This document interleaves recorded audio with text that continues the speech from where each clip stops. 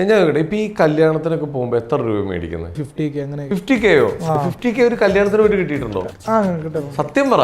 50K 25K. എടാ ഒറ്റയ്ക്ക് 25,000 പോയി. നിന്നണ്ടല്ല നിന്നെ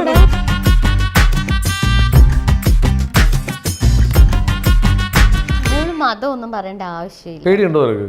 ചെറുതായിട്ട്. നീയല്ലേ കുറച്ച് മുമ്പ് പറഞ്ഞിട്ട് കല്യാണമല്ല ഇതൊരു ഫോട്ടോഷൂട്ടാണ്, അതിനാണ് നീ എന്തിനു പേടിക്കണത്?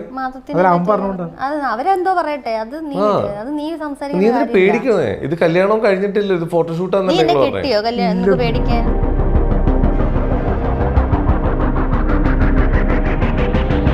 പിന്നെ ഇത് പരിഗണന നിക്കരുത് അല്ലേ? നിനക്ക് ധൈര്യം ഉള്ളതുകൊണ്ടല്ലേ ഇന്നലെ ചെയ്തത്. നിനക്ക് എന്ത് വന്നാലും ഫേസ് ചെയ്യാനുള്ള ധൈര്യം ഉണ്ടോ? ഇല്ലേ?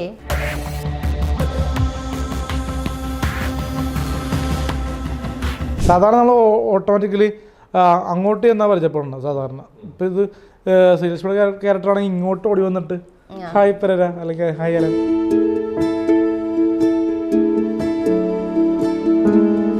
കുറക്കാൻ നോക്കിയിട്ടും പക്ഷെ പറ്റുന്നില്ലായിരുന്നു. എന്ത് പറ്റി? ഗേൾസ് ഇങ്ങോട്ട് വരുന്നത് നീ അങ്ങോട്ട് പോകുന്നു? അല്ല, ഇങ്ങോട്ട് വരുന്നതായിരുന്നു. ഇപ്പോൾ നമ്മൾ പണ്ട് പഠിക്കുന്ന സമയത്താണെങ്കിലും ഗേൾസ് ഒപ്പം നടക്കുക അങ്ങനത്തെ ഒരു സംഭവമായിരുന്നു ഞാൻ.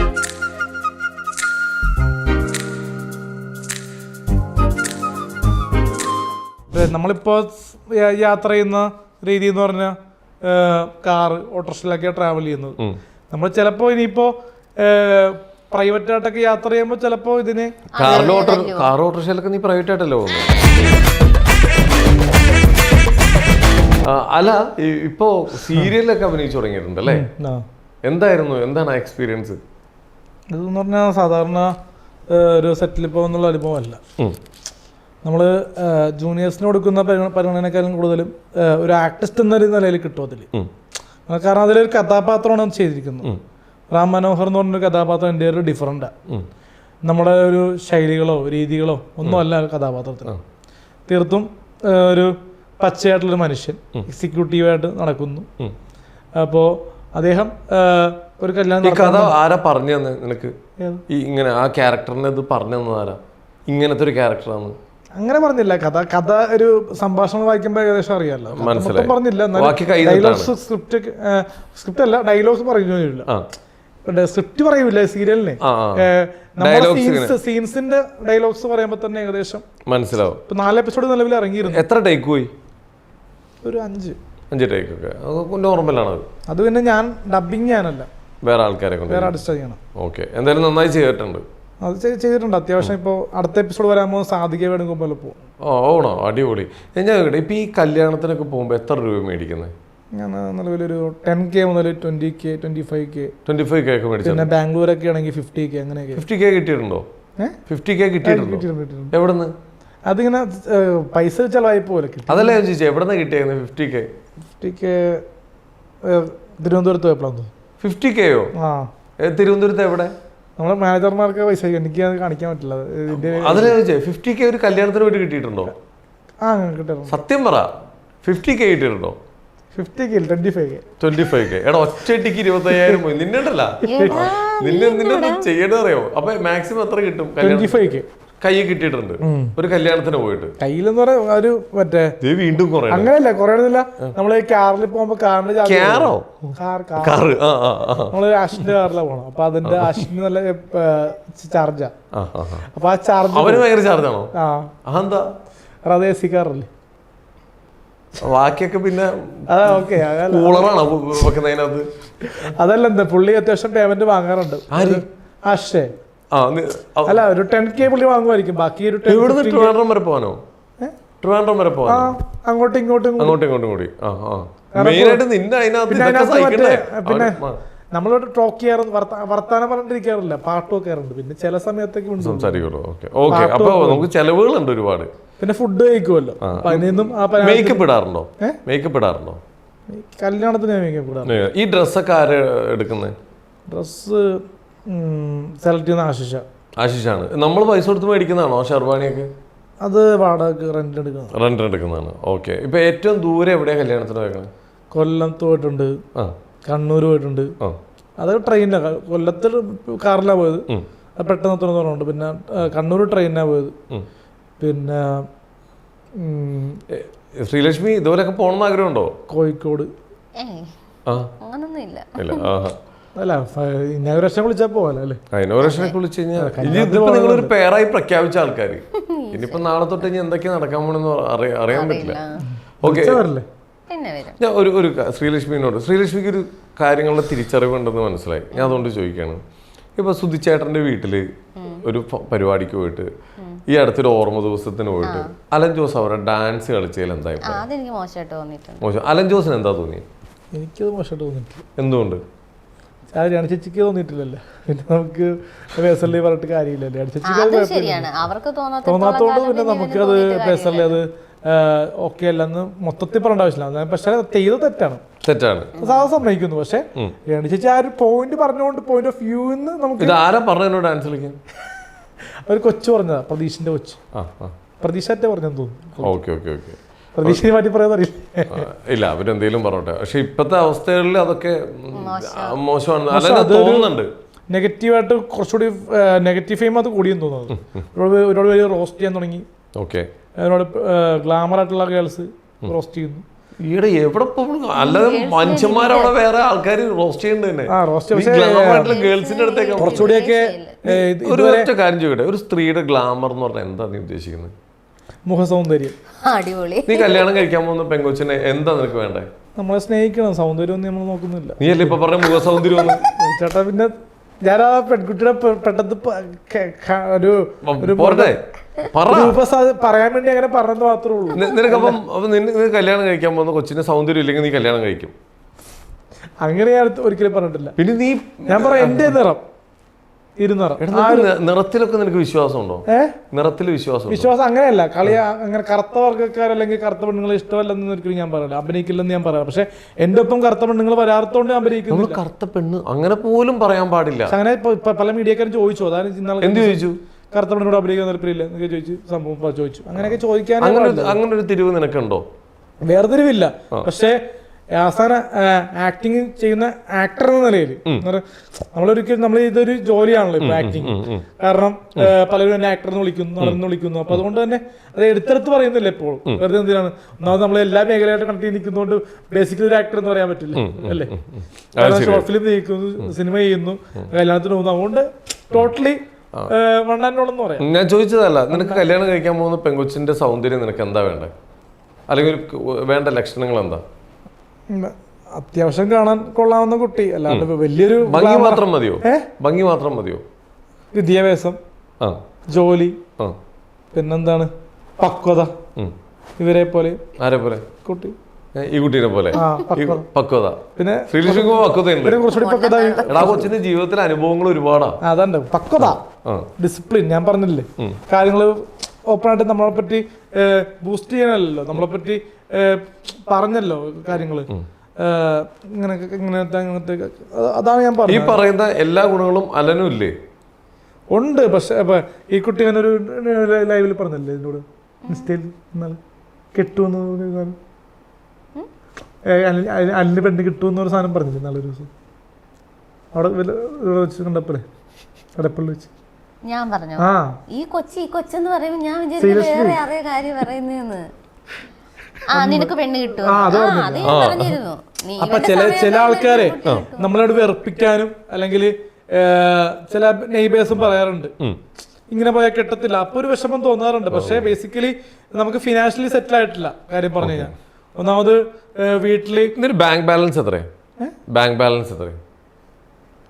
എന്താ പറഞ്ഞു? ചെലവായി പോകുന്നതാണ് ഡെയിലി. ബാങ്ക് ബാലൻസ് ഇപ്പൊ 320 രൂപയുള്ളൂ. വരുന്ന പൈസകളൊക്കെ ചെലവായി പോകുന്നു. വീട്ടിൽ പൈസ കൊടുക്കാറുണ്ടോ? കൊടുക്കാറുണ്ട്. എത്ര രൂപ? 2000-3000 കൊടുക്കാറുണ്ട്. ദിവസമല്ല, ആഴ്ചയിൽ. വീട്ടിലെ ചെലവുകളൊക്കെ നോക്കാം. ഇലക്ട്രിസിറ്റി ബില്ലൊക്കെ അടയ്ക്കാറുണ്ടോ? വേണ്ടി വന്നാൽ നമ്മൾ ചെയ്യാറുണ്ട്. വീട്ടില് കടയിൽ പോയി സാധനങ്ങളൊക്കെ മേടിച്ചു കൊടുക്കാറുണ്ടോ? എല്ലാ ആഴ്ചകളിലും അല്ല. ഇപ്പൊ ഞാൻ ഉള്ളപ്പോഴൊക്കെ ഞാൻ ചെയ്യാറുണ്ട്. ഞാൻ എന്റെ പ്രോഗ്രാമിലൊക്കെ ഷെഡ്യൂൾ ചെയ്യുമ്പോൾ ഓരോ വർക്കുകളായിട്ട് നിൽക്കുമ്പോൾ നമ്മൾ 2 ആഴ്ച 3 ആഴ്ച ഞാൻ വീട്ടിൽ പോകാറില്ല. അപ്പൊ അങ്ങനെയൊക്കെ വരുമ്പോൾ ചെയ്യാറില്ല. പക്ഷെ ഓൾറെഡി ഞാൻ വീട്ടിലുള്ള സമയത്ത് മാക്സിമം പനിയെത്തി ഇപ്പൊ നാട്ടിലുണ്ട്. ഇപ്പൊ 3-4 ദിവസം പോകും, 4 പോകും. അപ്പൊ അവർക്ക് ഞാൻ ചെയ്യാറുണ്ട്. ബിരിയാണി വേണമെന്നൊക്കെ പറയാം, ബിരിയാണി മേടിച്ചു കൊടുക്കാറുണ്ട്, സ്വിഗ്ഗിയിൽ ഓർഡർ ചെയ്യാറുണ്ട്. നല്ലൊരു ചേട്ടനാണ്, നല്ലൊരു മോനാവാർക്ക് ഉണ്ട്. നമ്മളിതൊക്കെ ഇടയ്ക്ക് ഈ ഇന്റർവ്യൂവിൽ ഇങ്ങനെ പറഞ്ഞ് ഈ ബൂസ്റ്റ് ചെയ്യേണ്ട ആവശ്യമില്ലല്ലോ, അതുകൊണ്ട് നമ്മൾ പറയാം. ഓക്കെ, വെരി ഗുഡ്, നന്നായിട്ടെ. ശ്രീലക്ഷ്മി, ഇനി കുറച്ച് നാളുകൾ ഇനിയിപ്പോൾ നിങ്ങൾ ഒരുമിച്ചുള്ള വർക്കുകളൊക്കെ പ്രതീക്ഷിക്കുന്നുണ്ട്. അലന്റെ പോവും. അലന്റെ തെറ്റുകൾ ഉണ്ടെങ്കിൽ തിരുത്തി കൊടുക്കാൻ കൂടെ ഉണ്ടാവും. തിരുത്തി കൊടുക്കും. ഇപ്പൊ തന്നെ ഞാൻ കുറെ കാര്യങ്ങൾ പറഞ്ഞു തന്നിട്ടില്ലേ ഒരു ഫ്രണ്ട് എന്ന രീതിയിലല്ലേ. നീ ഇടയ്ക്കിടയ്ക്ക് ഒന്നും മെൻഷൻ ചെയ്യേണ്ട കാര്യമില്ല. ആ കൊച്ചു ആൾക്കാർ തെറ്റിദ്ധാരണ ഒരാളും തെറ്റിയായിരിക്കൂല. നീ ഇട്ട് കൊടുക്കുമ്പോഴാണ് തെറ്റിദ്ധാരണ. ഒരാണും പെണ്ണും ഒരുമിച്ച് ഇരുന്നു നടന്നു എന്ന് പറഞ്ഞ ഒരാളും തെറ്റിയായിരിക്കില്ല. പക്ഷെ എന്റെ കാര്യത്തിൽ പലരും പണി വെക്കും, അതാ പ്രശ്നം. ആര്? നീ എന്തിനാ പേടിക്കണം? നീ തെറ്റിയായിട്ടില്ലെങ്കിൽ നിനക്ക് പേടിക്കേണ്ട കാര്യമുണ്ടോ? തെറ്റിയതല്ല, നമ്മൾ പല പണ്ട് എന്നുള്ള കുറച്ച് കൊണ്ട് അറിയാലോ, കുട്ടിയോട് റീൽ ചെയ്തപ്പോ പലരും തെറ്റിദ്ധാരണ വെച്ചല്ലോ. അത് ആ റീൽ എങ്ങനെയായിരുന്നു? അന്ന് നീ കാമുകനാന്ന് നീ തന്നെ റിവീൽ ചെയ്തിട്ടുണ്ട്. അത് തെറ്റിയായിരിക്കുന്നല്ല. ഇതങ്ങനെയാണോ? ഫ്രണ്ട്സ് ആണ് നമ്മള്. ഫ്രണ്ട്സ് തമ്മിൽ ഒരു വീഡിയോ ചെയ്തു, അതെന്താ സംഭവം പറഞ്ഞു, അത്രേ ഉള്ളൂ. ഫ്രണ്ട് എന്ന നില എപ്പോഴും ഇട്ട് കൊടുക്കേണ്ട കാര്യമില്ല. നീ എന്തിനാ അങ്ങനെ പറയൂല? പറയേണ്ട ആവശ്യമില്ലടാ അങ്ങനെ, അല്ലേ? ശ്രീലക്ഷ്മി ബേസിക്കലി നമുക്ക് അങ്ങനെ ഇപ്പൊ നമ്മള് റിയ ഷെറി എന്ന് പറഞ്ഞ ഒരു വ്യക്തിയോട് ഇന്റർവ്യൂ ചെയ്ത് കഴിഞ്ഞിട്ട് കഴിഞ്ഞ വർഷം ഞാൻ ഓൺലൈൻ മീഡിയയിലേക്ക് ഒരു ലേഡീനെ കൊണ്ടുവന്നിട്ടില്ല. ബേസിക്കലി ഇത് മറ്റേ നമുക്ക് ചെയ്യേണ്ടി വന്നതാണ് ഒരു സംഭവം പ്ലാൻ ചെയ്തപ്പോൾ. കാരണം നമുക്കൊരു നമ്മുടെ ഒരു ലൈഫിൽ എന്താ സംഭവിക്കാന്ന് അറിയില്ല, പക്ഷെ ആ ഒരു കളിയാക്കല് ഒരു മാറണം, അത് മാറി കുറച്ചൊക്കെ. എടാ ഞാൻ പറയട്ടെ, അതാണ് ഉദ്ദേശമെങ്കിൽ അത് തെറ്റാണ്, അല്ലേ? ഒരാൾക്കാര് കല്യാണം കഴിഞ്ഞിട്ടില്ല എന്ന് കളിയാക്കുന്നത് നിർത്തി കൊടുക്കാൻ വേണ്ടിട്ടാണ് ഒരു ഫോട്ടോഷൂട്ട് ആയിട്ടാണ് നിങ്ങൾ ചെയ്തത്. വർക്കാണെങ്കിൽ ശരിയാണ്, ചെയ്തു. അത് നിങ്ങളുടെ വർക്കായിട്ടാണെങ്കിൽ അത് ശരിയാണ്. പക്ഷെ ഈ അലൻ ഇപ്പൊ പറഞ്ഞ കാര്യത്തിനോട് യോജിക്കുന്നുണ്ടോ? അലൻ ഇപ്പൊ പറഞ്ഞത് കല്യാണം കഴിയില്ല എന്നൊക്കെ കളിയാക്കിയ കസിൻസിനൊക്കെ വേണ്ടിട്ട് അവർക്ക് വേണ്ടി അതല്ലെന്ന് തിരിച്ചറിയുന്ന പറഞ്ഞാൽ ഇത് കാണുമ്പോ ഒരു നാളെ ഒരു പെൺകുട്ടി വരുമല്ലോ, അതല്ലേ? ഇത് വർക്കല്ലേ? ഇത് വർക്കായിട്ട്. പക്ഷെ ഓക്കെ, പക്ഷെ നിലവിൽ ഇപ്പൊ ഞാൻ പറഞ്ഞില്ല, എന്നോട് അഭിനയിക്കില്ല എന്ന് പറഞ്ഞ ആൾക്കാർ ഇപ്പൊ ഹസ്ബൻഡ് ആയിട്ടുള്ള ആൾക്കാർ അങ്ങനെ ഓക്കെ, അത് ഓക്കെ. എന്റെ കൂടെ അഭിനയിക്കാൻ ആരും വരാത്തവർക്ക് വേണ്ടിട്ട് ഓക്കെ. പക്ഷെ അതും മറ്റതും ചാൻസ് ആണല്ലോ. എന്ത് അല്ല, കല്യാണവും വർക്ക് രണ്ടാണ്, അതറിയാലോ.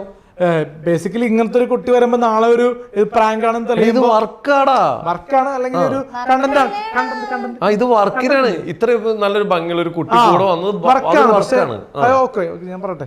അപ്പൊ അത് നിലവില് ഇനി നാളൊരു വ്യക്തി റിയലി പ്രപ്പോസ് ചെയ്യില്ല, ഞാനും അന്വേഷിക്കാൻ പോകുമല്ലോ ഈ ബ്രോക്കർ വഴിയൊക്കെ ഇല്ലേ?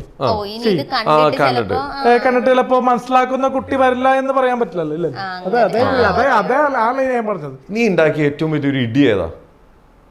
ഇടി പഠിക്കുന്ന ടൈമിലായിക്കോട്ടെ, എപ്പോഴായിക്കോട്ടെ, അത് ഈ ഗേൾസ് ഇഷ്യൂസിലായിരിക്കാം. ഇവിടെ എല്ലാത്തിലും നിനക്ക് ഗേൾസ് ഇഷ്യൂ ഒരു സൈഡിലുണ്ട്. പറയുമ്പോ ഇവന് ആരോട് അട്രാക്ഷൻ തോന്നൂല, ഇവര് അങ്ങനെയല്ല. ഞാൻ പറഞ്ഞ അട്രാക്ഷൻ അല്ല. നമ്മളൊരു ഇപ്പൊ ഈ കുട്ടിയെ നോക്കിയെന്ന് ഓർത്തോ, ക്ലാസ് പഠിക്കാൻ ഒരുപാട് പേരുണ്ടെന്ന് ഓർത്തോ, മറ്റുള്ള ആൾക്കാർക്കും ഒരു ഇതുണ്ടെന്ന് ഓർത്തോ, മനസ്സിലായോ? നീ എന്തിനാ എന്നെ പണിനെ നോക്കിയത്? മനസ്സിലായോ? അങ്ങനെ ഇടിക്കാറുണ്ട്, കിട്ടിയിട്ടുണ്ട്, നന്നായിട്ട് കിട്ടിയിട്ടുണ്ട്. അങ്ങനെ ഇപ്പൊ അത് കഴിഞ്ഞ് പിന്നെ ഞാൻ അങ്ങനെ നോക്കാറില്ല. ഈ ഗേൾസ് ഇഷ്യൂ അല്ലാതെ എനിക്ക് കിട്ടിയിട്ടുണ്ടോ?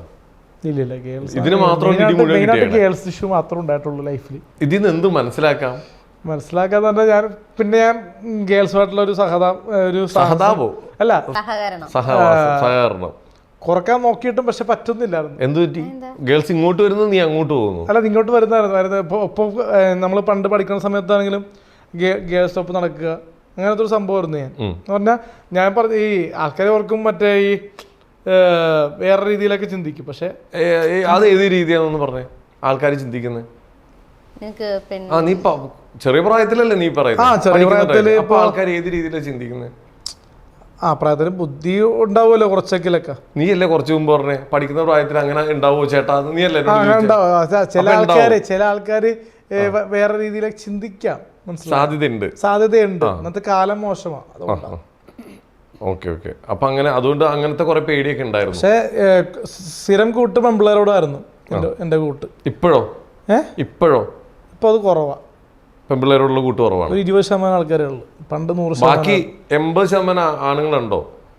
അവരും ഇല്ല, കുറവാ. അപ്പൊ 20% പെണ്ണുങ്ങൾ മാത്രമേ ഉള്ളൂ, 80% ആണുങ്ങളില്ല. അപ്പൊ അതായത് 100% പെണ്ണുങ്ങൾ. 4-5 ലേഡീസ് നല്ലൊരു സംസാരിക്കുന്നുണ്ടാവും. ഉണ്ട്. Okay okay. ഞാൻ നേരത്തെ നമ്മളൊരു കാര്യത്തിലേക്ക് പോയി. പണ്ട് സ്കൂളിൽ വെച്ച് ഇടിയൊക്കെ ഉണ്ടാക്കാറുണ്ടോ? അങ്ങനെയല്ല, അത് നമ്മളിപ്പോ ക്ലാസ്സിൽ പഠിക്കുമ്പോ സുന്ദരിമാരായിട്ടുള്ള ഇതൊക്കെ തന്നെയാണല്ലേ? സുന്ദരിമാരായിട്ടുള്ള പെമ്പിളേരെ കണ്ടു കഴിഞ്ഞ ഒരു ചാഞ്ചാട്ടം ഉണ്ട്. ഇല്ലെന്ന് നമ്മള് നീ തന്നെയല്ലേ ഇപ്പൊ പറഞ്ഞേ? ചാഞ്ചാട്ടമല്ല, ഓവറായിട്ട് നമ്മള് ഓക്കെ ചാഞ്ചാട്ടമല്ല, പിന്നെ ഞാൻ എന്ത് പേരാ പറയാ? നമ്മൾ ഇഷ്ടം തുറന്നു പറയും. ഇഷ്ടമാണ് ചാഞ്ചാട്ടം എന്ന് പറയണേ. ഇഷ്ടമാണെന്നല്ലേ പറയുള്ളൂ. വേറെ നമ്മള് സ്പർശിക്കുന്നോ അല്ലെങ്കിൽ അത് ചെയ്യുന്നില്ല. പക്ഷെ ഇങ്ങോട്ട് സ്പർശിച്ചിട്ടോ ഒരു വേറൊരു സംഭവം, അത് ഞാൻ പറയാം. പെൺകുട്ടി നിന്നെ ഇങ്ങോട്ട് സ്പർശിച്ചു പറഞ്ഞ എന്റെ ഒരു കസിൻ സിസ്റ്ററാ, ഫാമിലി ഫ്രണ്ടാ. ദൈവമേ, ഫാമിലി ഫ്രണ്ടാ, കസിൻ അല്ല. ഒരു കാര്യം പറഞ്ഞ അപ്പൊ തന്നെ നീ മാറ്റി പറയും. പറഞ്ഞ നോണയാണോ നേരാണോ? നോണയല്ല, അത് എന്റെ അനിയത്തോട് ചോദിച്ചു കഴിഞ്ഞാൽ അറിയാം. ആ നോക്കെ അനിയത്തിലേക്ക് മാറ്റി വെക്ക്, അവരൊന്നും ഇതിലേക്ക് വലിച്ചെടുക്കല്ലേ. നീ പറ എന്തുണ്ടായ? അത് സ്കൂൾ ബസ്സിൽ വെച്ച് തന്നെ പണ്ട് ഇടിച്ചതാ. 10 വയസ്സ് സ്പർശിച്ചെന്ന് പറഞ്ഞപ്പോ അനിയത്തി അല്ലെന്ന്. അല്ല സോറി, ഒരു കസിൻ സിസ്റ്റർ ആരും ഇപ്പൊ പറഞ്ഞത്. ഒരു പെൺകുട്ടി നമ്മളെ മറ്റേ മാന്തി പറിക്കുകയൊക്കെ ചെയ്തായിരുന്നു മുഖത്തിട്ട്. അപ്പൊ അതുകൊണ്ട് അത് കഴിഞ്ഞ പിന്നെ എനിക്ക് എന്തിനാ മാന്തി പറിച്ചത്? വേറെ കാര്യം, അവരെ നമ്മള് അത്രയും ചേട്ടൻ ഓർക്കണ്ട, ചേട്ടൻ മനസ്സിലാക്കുന്നുണ്ട്. ഈ ഒരു 10 വയസ്സിൽ എനിക്ക് ഈ ഇന്റിമസി തോന്നും അല്ലെങ്കിൽ സ്പർശിക്കാൻ തോന്നുന്നു ഇല്ലല്ലോ, അങ്ങനത്തെ ഒരു ഇത് വരില്ലല്ലോ, അങ്ങനെ മൈൻഡിൽ ഉണ്ടായിരുന്നില്ല അന്ന്. ഇപ്പളാ പിന്നെ കുറച്ച് റീൽസ് ഒക്കെ ചെയ്തപ്പോ കൈ പിടിച്ചും കെട്ടിപ്പിടിച്ചൊക്കെ അഭിനയിക്കുന്നത്. പക്ഷെ ആ സമയത്ത് നമുക്ക് ആ ഒരു അനുഭവം ഒന്നും ഇല്ല. അല്ല ഞാൻ ഒരു കാര്യം ചോദിക്കട്ടെ, ഈ നിഷ ഇടുക്കി അവരും നിനക്ക് വീഡിയോ ഇട്ടിട്ടുണ്ടോ? എന്ത് പറ്റിയത്? കാരണം ഓരോരുത്തർക്കും ഒരാളുടെ ഒരു എക്സാമ്പിൾ ഞാൻ പറയാം, പേര് ഞാൻ പറയുന്നില്ല, ചെറിയ രീതിയിൽ പറയുമ്പോ തന്നെ അറിയാൻ പറ്റും. ജനപ്രിയ നായകൻ ആരാന്നറിയാലോ. അപ്പൊ അദ്ദേഹത്തിനെ പറ്റിയും ഒരുപാട് പേര് ഒരു സമയത്ത് വീഡിയോ ചെയ്തിരുന്നു, പല രീതിയിലും എക്സ്പോസ് ചെയ്തിരുന്നു. അപ്പോ അദ്ദേഹം ഇറങ്ങിയ സമയത്ത് അറിയാലോ, അതെന്റെ ഒപ്പം നിൽക്കാനും സെൽഫി എടുക്കാനും ഇപ്പൊ കൂടെ നിൽക്കാനും ഒരുപാട് പേരുണ്ട്. പക്ഷെ അതേപോലെ തന്നെയാണ് നമ്മുടെ ലൈഫിലും സംഭവിക്കുന്നത്. നമ്മൾ ആ വ്യക്തിയും ഞാൻ തമ്മിലുള്ള ഒരു അന്തരമുണ്ട്. പണത്തിന്റെ ബേസിലായിരിക്കാം, അല്ലെങ്കിൽ ആ പുള്ളിയുടെ ഒരു നടന്ന ഇമേജിന്റെ ഒരു വ്യത്യാസം ഉണ്ടാകും. പക്ഷെ എങ്കിലും പുള്ളിക്കും എനിക്കും 2 ഫെയിമാണ്. നടനാണ്, നമ്മൾ റിവ്യൂ എന്ന രീതിയിൽ വന്നതാണ്. പക്ഷെ നീ എങ്ങോട്ടാ പോയെ? ഞാൻ നിഷ ഇടുക്കി നീ അപ്പൊ അതിലേക്കാ വന്നത്. അപ്പൊ നമ്മൾക്കിപ്പോ ഫെയിം കൂടി, ഇന്നലത്തോടെ റീച്ച് ഡൗൺ നിന്ന റീച്ച് ഇത്തിരി ഡൗൺ ആയിരുന്നു. അപ്പൊ അത് ഇത്തിരി 50 ആണെങ്കിൽ കിടന്നു വെച്ചെങ്കിൽ 50% ആണെങ്കിൽ അത് 90-ലേക്കായി ഏകദേശം പറഞ്ഞു കഴിഞ്ഞാൽ അളവ്. അപ്പൊ അങ്ങനെ വന്നപ്പോ അശ്വിൻ കോക്ക് പറയുന്നില്ല, ഉണ്ണി വ്ലോഗ് പറയുന്നില്ല, സീക്രട്ട് റേറ്റ് പറയുന്നില്ല, ഓൺലൈൻ സിജോ ടോക്സ് പറയുന്നില്ല. ഇതിനെപ്പറ്റി എന്റെ കണ്ടന്റ് കല്യാണ വീഡിയോ റോസ്റ്റ് ചെയ്യുന്നില്ല. എന്തിന്? സാറ് ചെയ്യാറുണ്ട്, എല്ലാ വീഡിയോസും ചെയ്യാറുണ്ട്.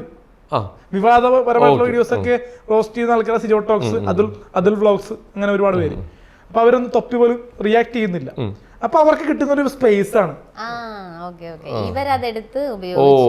കാരണം ഇവർക്ക് 5000 ആണ് ആൾക്കാർ കാണുന്നത് സാധാരണ. അപ്പൊ അത് 100,000 പേര് കാണും പറ്റി പറഞ്ഞു കഴിഞ്ഞാൽ. അതുകൊണ്ടായിരിക്കണം എല്ലാ ഓൺലൈൻ മീഡിയ, സിൽവർ, ഫൈസൽ, അങ്ങനെ കുറച്ച് ഓൺലൈൻ മീഡിയ വഴിയാണ് അവർ ടാർഗറ്റ് ചെയ്തിട്ടത്. ചില ബ്രൈറ്റ് മാത്രം ധൈര്യം കാണിച്ച് സ്വന്തം പേജിലൂടെ തന്നെ റിയാക്ട് ചെയ്തു. അതിന് 1 lakh കണ്ടു, പിന്നെ ഒരു ഷെയറിംഗ് ഒക്കെ പോയി. പക്ഷെ ആ പ്രവണത നമുക്ക് ഇനി എന്ത് വിപത്ത് വരുമെന്ന് എനിക്കറിയില്ല. കാരണം ഹിന്ദു മതത്തിലേക്ക് അസമൊക്കെ പറഞ്ഞിരിക്കുന്നു. കാരണം ഇന്റർകാസ്റ്റ് മാരേജ് ആണ് പുള്ളി ചെയ്തിരിക്കുന്നത്. പുള്ളിക്ക് എന്താ സംഭവിക്കുന്നത്? പേടിയുണ്ടോ? അങ്ങനെ പറഞ്ഞാൽ പേടിയുണ്ടോ? ചെറുതായിട്ട്. മതമൊന്നും പറയേണ്ട ആവശ്യമില്ല. പേടിയുണ്ടോ നിനക്ക്? ചെറുതായിട്ട്. നീയല്ലേ കുറച്ച് മുമ്പ് പറഞ്ഞു ഇത് കല്യാണം അല്ല, ഇതൊരു ഫോട്ടോഷൂട്ട് ആണ്. അങ്ങനെയാണ് നീ എന്തിനു പേടിക്കണേ? അവരെന്തോ പറയട്ടെ, അത് നീ സംസാരിക്കുന്ന പേടിക്കണേ. ഇത് കല്യാണം കഴിഞ്ഞിട്ടില്ല, ഇത് ഫോട്ടോഷൂട്ടാന്നല്ലേ പേടിക്കാൻ. പിന്നെന്തിനാ നിനക്ക് പേടി? കുറച്ച് മുമ്പ് പറഞ്ഞു ആൾക്കാർ പലതും പറയും.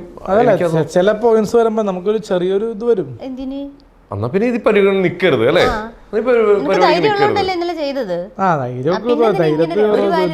നിനക്ക് എന്ത് വന്നാലും ഫേസ് ചെയ്യാനുള്ള ധൈര്യം ഉണ്ടോ? എന്ത് വന്നാലും ഫേസ് ചെയ്യാനുള്ള ധൈര്യം ഉണ്ടോ? ഇല്ലേ?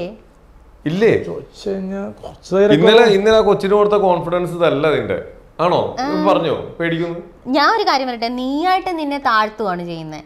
നിനക്ക് എന്താ ധൈര്യം ഇല്ല, അങ്ങനെ ഇല്ല, ഇങ്ങനെ ഇല്ല എന്ന് പറയുമ്പോൾ അത് ആൾക്കാർ മുതലെടുക്കും. ധൈര്യത്തിന്റെ അല്ല, കുറച്ച് നമുക്കൊരു പേടി, സമൂഹത്തിനോടുള്ള ഒരു പ്രതികരണം വരുമ്പോൾ അത് നമുക്ക് പേടിക്കേണ്ട. നീ പറഞ്ഞോണ്ട് നിനക്ക് പേടിയുള്ളതാണ്. ഞാൻ പറയട്ടെ, അതിലേക്ക് ഞാൻ പറയാം. മറ്റേ നമ്മളിപ്പോ യാത്ര ചെയ്യുന്ന രീതി എന്ന് പറഞ്ഞാൽ കാറ്, ഓട്ടോറിക്ഷയിലൊക്കെയാണ് ട്രാവൽ ചെയ്യുന്നത്. നമ്മൾ ചിലപ്പോ ഇനിയിപ്പോ പ്രൈവറ്റ് ആയിട്ടൊക്കെ യാത്ര ചെയ്യുമ്പോൾ ചിലപ്പോ ഇതിന് കാർ ഓട്ടോറിക്ഷയിലൊക്കെ നീ പ്രൈവറ്റ് ആയിട്ടല്ലേ പോകുന്നത്? അതല്ല, അല്ലാണ്ട് പ്രൈവറ്റ് ഇല്ലേ? എങ്ങനെ? ബസ്സിൽ യാത്ര ചെയ്യും. അങ്ങനെ പബ്ലിക് ആയിട്ട് തെറ്റിപ്പോയതാ. പബ്ലിക് ആയിട്ട് യാത്ര ചെയ്യേണ്ടി വന്നു കഴിഞ്ഞാല് നമുക്ക് കുറച്ചുകൂടിയൊക്കെ ഇന്റലിജന്റ്, കുറച്ചുകൂടിയൊക്കെ എന്താ പറയാ, സേഫ് ആയിട്ട് കാര്യങ്ങൾ ഇടപെടണം. ഞാൻ പിന്നെ 2-3 പേരൊക്കെ ഉണ്ടെങ്കിൽ മാത്രമേ ഇങ്ങനെ യാത്ര ചെയ്യാറുള്ളൂ ബസ്സിലൊക്കെ. അല്ല, കൂടെ പബ്ലിക് ആയിട്ട് ബൗൺസേഴ്സ് ആശിഷ്, ആദർശ്. ഏത് ഇടി വന്നപ്പോഴാണ് അവര് തടഞ്ഞിട്ടുണ്ട്. ആലുവയിലെ ചോട്ടാവുമ്പോ കാണാൻ പോയി. അപ്പൊ എന്നെ ഇങ്ങനെ ഒറ്റ ഒരു പഞ്ച് വരാൻ പോയി എനിക്കിട്ട്. അല്ല, നേരെ അവര് പറഞ്ഞ പാട്ടോടെ ആൾക്കാരെ. കാരണം ഞാൻ ലാലേട്ടന്റെ ഫാൻ ആയതുകൊണ്ട് ആ സിനിമയുടെ ഒരു ഫാനാണ് ഞാൻ. നേസറിൽ വലിയ ഫാനില്ല, പക്ഷെ ചോട്ടാവുമ്പോ തലേന്ന് പറഞ്ഞ ക്യാരക്ടർ എനിക്ക് ഭയങ്കര ഇഷ്ടമാണ്. അപ്പൊ അതുകൊണ്ട് റിലീസ് ദിവസം തന്നെ പോയി. അപ്പൊ എനിക്ക് ഭയങ്കര മോശം അനുഭവം ഉണ്ടായി ആലുവ തിയേറ്ററിൽ. അപ്പോഴാണ് നമ്മള് ഫേസ് ചെയ്യേണ്ടി വന്നു. എനിക്കിട്ട് വന്നു, അറ്റാക്ക് ചെയ്യാൻ വന്നു. പക്ഷെ ഞാൻ പറഞ്ഞല്ലോ, ആശിഷ്, ആദർശ് എന്ന് പറഞ്ഞ 2 ചെറുപ്പക്കാര് മിക്കപ്പോഴും കൂടെ ഉണ്ട്. പക്ഷെ അന്നൊരു സിറ്റുവേഷൻ വന്നപ്പോൾ അവര് കാണിച്ച ഒരു ധൈര്യമുണ്ട്. അവരെന്ത് ചെയ്ത്? ആശിഷ് ഇങ്ങനെ കൈവച്ച് തടഞ്ഞപ്പോ ആശിഷിനെ കയറി കൊങ്ങ കുടിച്ചു. ഇപ്പൊ ഞാൻ പൊളിച്ചില്ലേ പുള്ളി, ആ പുള്ളിക്കാട് പ്രശ്നം പറ്റിയത്. ആശിഷിനെ കയറി അവർ ഇടിച്ചു. ആശിഷിനെ കയറി പഞ്ഞിക്കിട്ടു. പുള്ളി അസ്വസ്ഥനായി. ആശിഷ് എന്നിട്ട് ബോഡി ഗാർഡ് ഇടി കിട്ടി. പിന്നെ എനിക്ക് കൊടുത്താരാന്നറിയാം, ആദർശ് ഈ ലാലേട്ടൊക്കെ ഫൈറ്റ് ചെയ്യൂലേ, ആ രീതിയിൽ ചാടിയൊക്കെ അടിക്കണായിരുന്നു. ഈ ടൈമിൽ നീ എന്ത് ചെയ്യായിരുന്നു? ഞാൻ എന്നെ കുറച്ച് പേര് തടഞ്ഞ് പിടിച്ചിട്ട് മാറ്റി നിർത്തിയിരുന്നു. അവരാണ് നിന്നെ തല്ലി? അല്ല, എന്നെ കുറച്ച് ഫാൻസ് ഉണ്ടല്ലോ, കുറച്ച് സേഫ് ആക്കി മാറ്റി നിർത്തി. അല്ലല്ല, ആദർശ് ഇടിച്ചല്ല, ആദർശ് ഇടിച്ച് പുള്ളിയെ രക്ഷിച്ച് പോലീസ് വന്ന് എന്നോട് ചോദിച്ചു, ഞാൻ അടിച്ചെന്ന് ചോദിച്ചു. ഞാനല്ല, അവരെ ആക്രമിക്കാൻ വന്നത്, നിങ്ങൾ വിട്ടോ പറഞ്ഞു വിട്ട്. ബോൺസേഴ്സ് ഉള്ള ഗുണമുണ്ട്. ആദ്യത്തെ ബോൺസേഴ്സ് മറ്റവരായിരുന്നില്ലേ? അഭിലാഷും നമ്മുടെ വിഷ്ണു കൊച്ചുകാരനായിരുന്നില്ലേ? വിനീതം വീസ് എന്ന് പറഞ്ഞ പുള്ളിയുണ്ട് ഇടക്ക്. അവരെന്താ മാറ്റിയേ? അവരെന്തിനാ മാറ്റണല്ല, നമുക്ക് അങ്ങോട്ടും ഇങ്ങോട്ടും വരുന്നതാ. സമയം സിറ്റുവേഷൻ അനുസരിച്ച് മാറി മാറി വരും ആൾക്കാർ. പക്ഷെ ചില സന്ദർഭങ്ങളിൽ നല്ലതാണ്. ഇത് മാത്രമല്ല, പിന്നെ ആലുവ ഒരു അമ്പലത്തിൽ പോയപ്പോ കത്തിക്കുത്താൻ നിന്റെ വീഡിയോ കാണുന്നവരാണോ? വീഡിയോ അങ്ങനെ കണ്ട് ദേഷ്യം കൊണ്ടല്ല. നമ്മള് ആ സമയത്ത് ബ്രോമാൻസ് ഇറങ്ങിയ സമയം നമ്മുടെ മാത്യുവിന്റെ. അപ്പൊ അതിന്റെ റിവ്യൂ രാത്രി 12 മണിക്കാണ് പറയാം. ഇടാനല്ല, അവരോട് പറയാം. എനിക്കാണെങ്കിൽ ഒന്നും കിട്ടണില്ല, ഞാൻ കഥ പോലും മറന്നുപോയി. അപ്പൊ പെട്ടെന്ന് ഞാൻ ഒരുപാട് ഭക്ഷണം കഴിച്ച് കഴിയുമ്പോഴേ എനിക്ക് സിനിമ എന്ന സീരിയൽ എന്ന ചോദിച്ചു കഴിഞ്ഞാൽ ഒന്നും മിണ്ടാൻ പറ്റില്ല.